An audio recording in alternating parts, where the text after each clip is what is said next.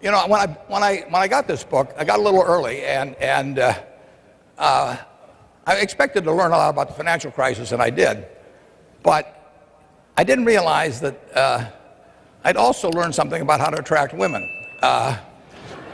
It's a little late, I realize, but Hank had a surefire approach, which, when he took Wendy out on their first date in Boston, I would like you to describe it. If you even want to elaborate on it a little bit, Hank, I'd like to hear about it. Let me say before I do that, Warren, first of all, I'm just delighted to be here today in Omaha. If you had another foot of snow, it would be just like Washington. And again, I've been a longtime friend and admirer of Warren's, and he was just a real pillar of strength and a source of strength for me during the credit crisis. Now, Warren was referring to something in the book. I was not a model of maturity when I was a senior at Dartmouth College. And I had my first date with Wendy. We were at the Boston Pops, and she wasn't very impressed when I made my program into a paper plane and sailed it at Arthur Fiedler. So, but did you hit him? No. And it didn't. But she gave me another chance. But didn't she go home early that night? Yeah.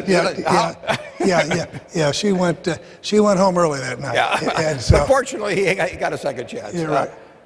And Hank, tell us a little bit about. Hank's he says in the book, he says, I'm a tough guy. I forget at what point you said that. But he was a wrestler at high school. He was all Ivy at Dartmouth as a tackle and everything. But when the president asked him to become Secretary of the Treasury, and Hank's initial reaction was not to do it, but he decided to do it. But he had one big worry, and I think this crowd might be interested in knowing what makes a grown man tremble. Well, it was, Warren is talking about my mom, and I'm quite close to my mother. She's a strong woman. She's very engaged and interested in politics and policy, and she was not an admirer of George Bush, and very unhappy with the war, and very interested in women's issues and so on. And so there had been a fair amount of speculation in the press that I might go to Washington, and I had turned down the opportunity a couple of times, and I had assured her that I was not going to go because I had no intent of going. But then when I had reversed myself and decided very suddenly it was the right thing to do not to say no to my country, I was in Barrington, Illinois, where we live and still have our primary residence, and I was there on Memorial Day weekend because the president was going to make the announcement on the Tuesday after Memorial Day weekend. So I was going to see my mom. Unfortunately, at church, we were at church together. I had a longtime friend ask me about what I was doing next, and I told her. And of course, she went up to my mom and said, "Isn't this great, Mariana?" And Mom didn't think it was great. So when I arrived up to tell my mom, she already had known about it, and I didn't see her sob much, but she was sobbing and very angry and crying, and said to me that I'd started with Nixon and now I was going to end up with Bush, and I deserved everything I got, and that I was jumping on a sinking ship. But I will say this though, and in the end, I say that by the time I'd finished in Washington, my mother had a different president, a different opinion of George W. Bush. But it's not a good way to start off, and Wendy wasn't much happier with me. So. Hank, one of the most interesting things I found in the book, and I'd not heard a word about this before, was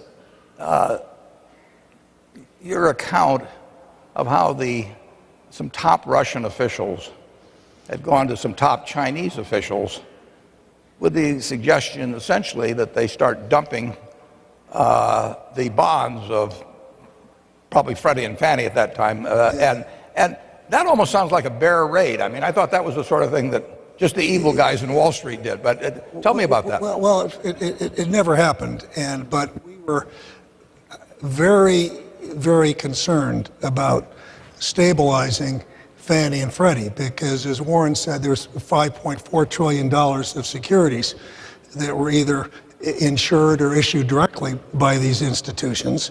They are highly levered institutions, and these securities were held, I think, about 1.7 trillion outside of the U.S. The biggest portion was inside the U.S. And we had I'd been trying to get reform legislation from Congress beginning in 2006, and to get the kinds of reforms we needed, but we were unable to get action until they were just on the edge. And so we were able to go to Congress, get the authorities, and then as we needed to really spend time poring over their books, understanding the financial situation. Well, I had, in the book, I recount that I was in China for the Olympics, and there it was given to understand that the Chinese had been approached by the Russians with a suggestion that maybe they could sell some of the securities together, maybe to test our resolve. Who knows why? But that got my. Why do you think? Well, I would say that would probably to just. I don't know why, but we'd had so many conversations with the Russians, the Chinese, and everyone else. I just knew that just any kind of sudden selling would have really spooked the markets. And I would say it never happened, but it was when some people say to me, well, just about everything bad that could have happened did happen, I say not quite. It felt that way sometimes, but I worried about the possibility of a sudden decline in the dollar or other things that never happened. And one of the biggest concerns I had was getting Fannie and Freddie stabilized.